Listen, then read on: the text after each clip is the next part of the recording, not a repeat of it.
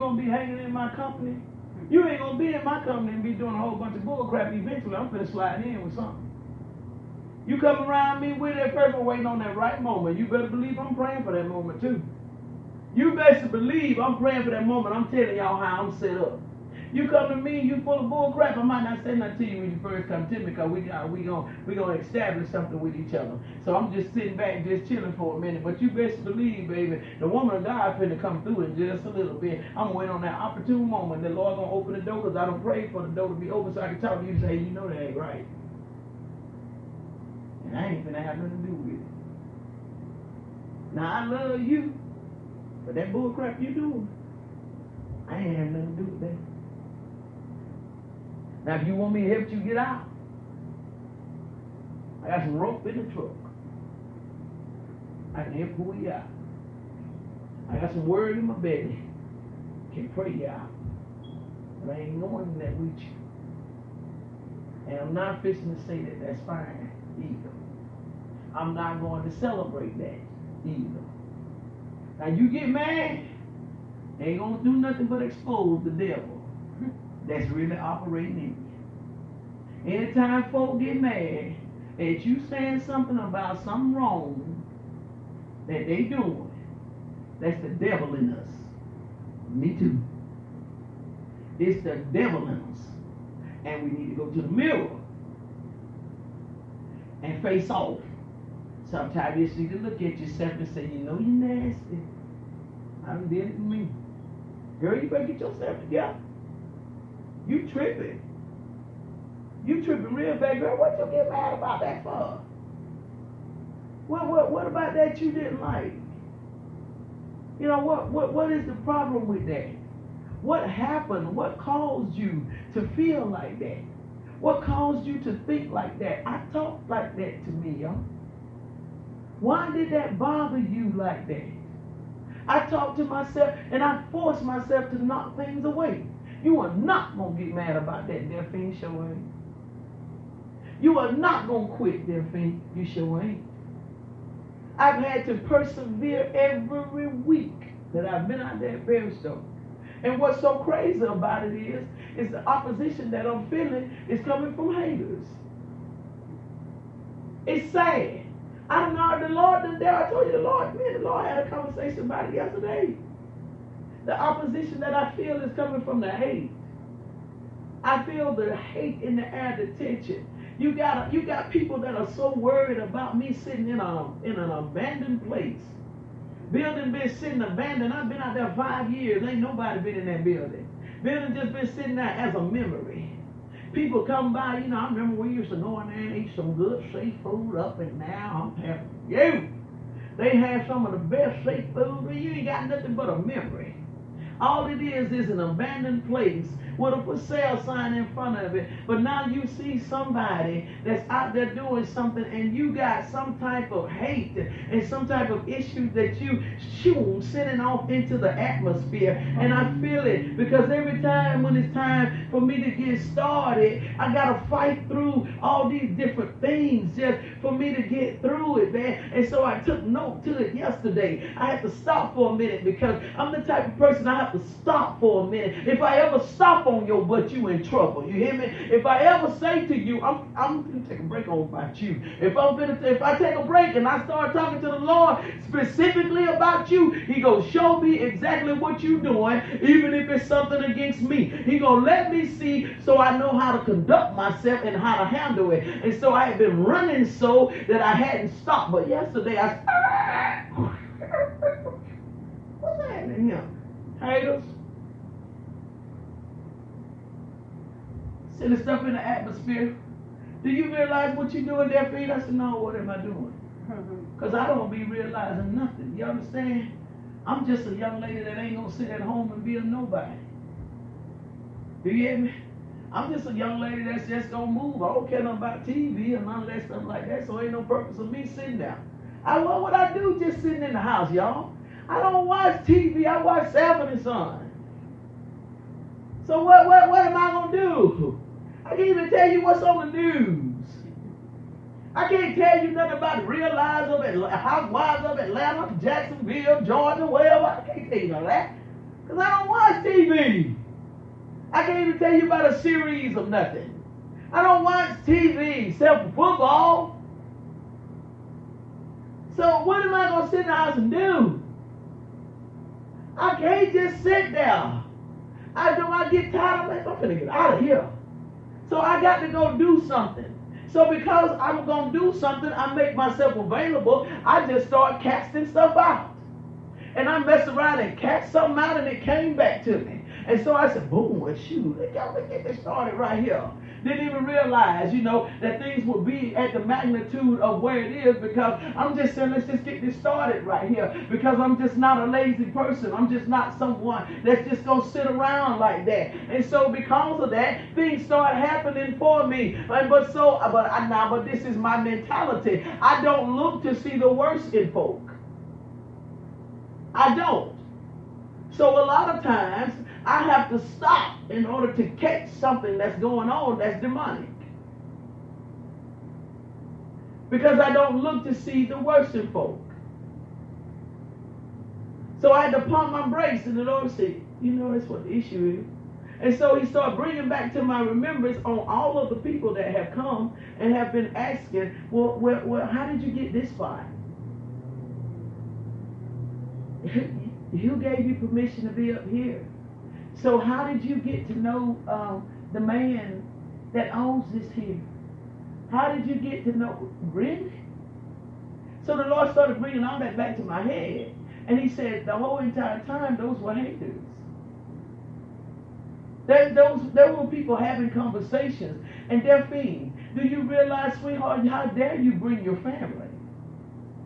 Huh? Do you understand what you're doing? You're bringing a family. So that means that you're setting the family up. So that really is not something that happens, especially in African American. So do you realize what you're doing? No, I didn't. You know why? Because my heart, it just does what it does. I don't look for accolades. If I see you in a ditch, guess what I'm going to do? I'm going to pull over. And I'm going to try to help the best I can to get you out that ditch. I'm not thinking anything about the fact that newspaper people going to come and call me a hero.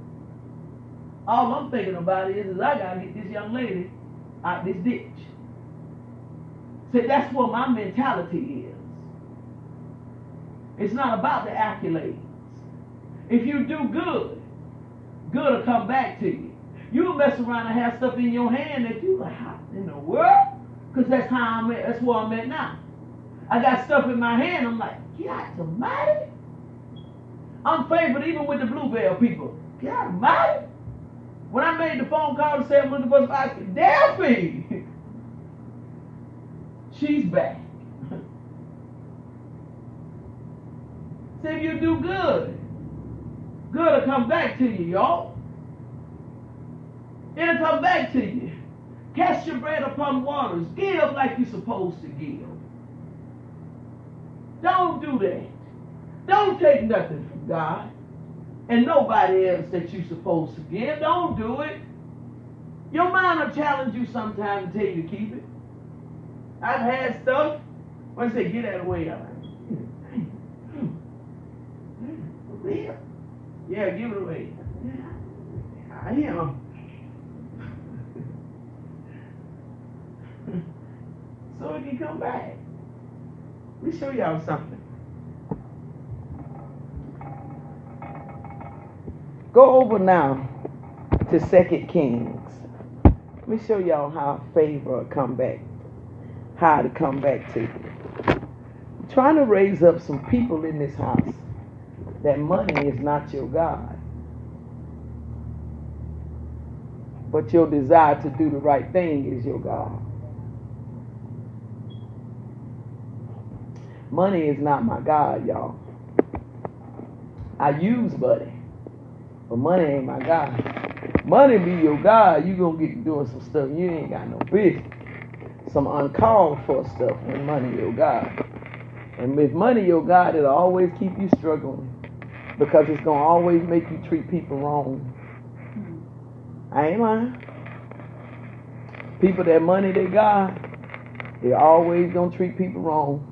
Because money is going to have them where they're going to have folk. They want people to be slaves. When money is your God, you look for humanity to be your slave. When money is not your God, you see humanity as equal. And you care about your fellow man and what happens to your fellow man when money is not your God. You can tell the people that money is not their God and folk that money is. People that, they supremacy. I'm just going to put it like that. It's a lot of supremacy that goes on when money is their God.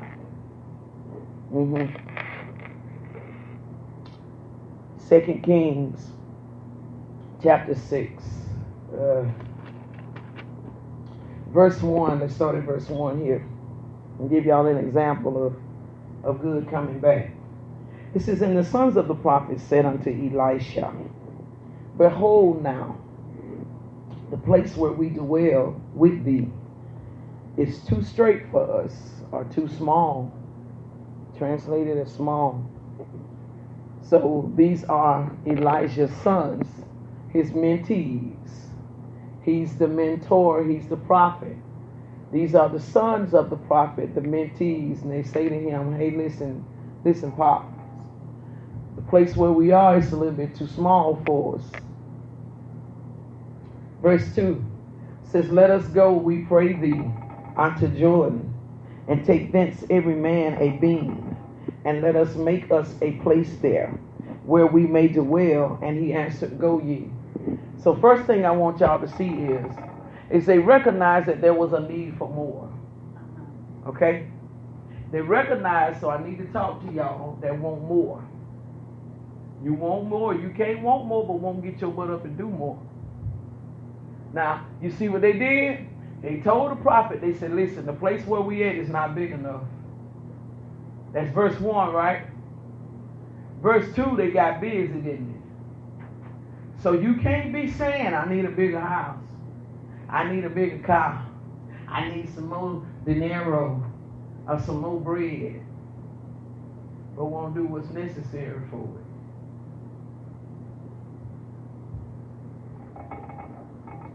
So, verse 2 again. Look who said? They said, let us what? Let us go. You see that? First thing they did, let us go.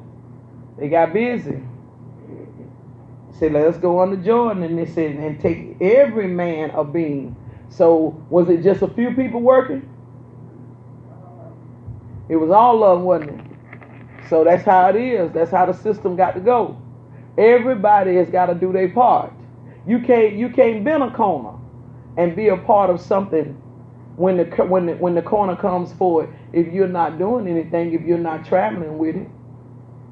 So there are some things that is happening for this house. I want to see everybody go.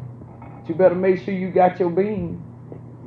I'm telling you, you better make sure you carrying your beam, because I want to see everybody go. But you got to make sure you are carrying your beam. He tells them, the latter part of verse 6, he says, go ye. Verse 3 says, and one said, be content, I pray thee, and go with thy servants. And he answered, I will go. So they tell the man of God, they say, listen, we gonna go, but we want you to go with us. We ain't going nowhere without our man of God. We're not going anywhere without our voice. So can I say to you, some of y'all moving a little bit too much without your voice. You better stop going. If you better look and see if your voice on deck with you. If you don't walk away from your voice, you in trouble. They said, look, we realize that there is a need for more. So they had sense enough with the first thing to do was to go to the man of God, right? Because they realized that their voice had the ability to speak the prosperity. So you see, they would not move until they heard from their voice. Now, so let me clear that up so that folk won't be saying that Trim isn't a cult. So let me go on and clear that up for them. They understood protocol and the respect that came from their voice because they were mentees.